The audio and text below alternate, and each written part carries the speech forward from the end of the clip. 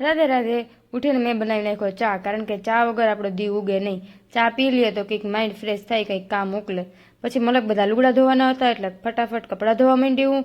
કપડાં ધોઈને મારે ટિફિન પણ બનાવવાના હતા એટલે હું બેસી ગઈ કઠોળ અને દાળ વઘારવા માટે. કઠોળમાં આજે અમારું હતું અડદનું શાક, કારણ કે શનિવાર હતો અને શનિવારે અમે અડદનું શાક બનાવીએ. અને પછી મેં બનાવી નાખ્યું ભરેલા રીંગણાનું શાક. અને પછી ઘડવા બેસી ગઈ રોટલા. રોટલા હતા ઘણા બધા. અને પછી આજે અમારે જવાનું હતું સિંગરીએ અને મંડેર. પહેલાં જાઉં તું સિંગરીએ અને પછી જાઉં તું મંડેર. એટલે અમે તૈયાર થઈને ઊભી ગયા બસ સ્ટોપે. પછી બસમાં બેસી ગયા અને વાટ જોઈએ કે ક્યારે આવે અમારું ગામ ને ક્યારે અમે ઉતરીએ. કારણ કે આપણા ઘર જેવી છે ને મજા ક્યાંય આવે જ નહીં. એકદમ શાંતિ, એકદમ મજા આવી જાય, માઇન્ડ ફ્રેશ થઈ જાય. એટલે અમે પૂગી ગયા સિંગરીએ અને બીજે દિવસે અમે વયા ગયા મંડેર. કરશનમાં મેલી ગયા અમને મંડેર. અને મંડેર તો મોજ જ પડી ગઈ. એક દી રોકાણા પણ આમ મગજ ફ્રેશ થઈ ગયો. કારણ કે ઘર છે ને ઘર જ હોય. ઘર જેવી શાંતિ ક્યાંય મળે જ નહીં, એવી મજા આવી જાય. તો આજ માટે એટલું જ.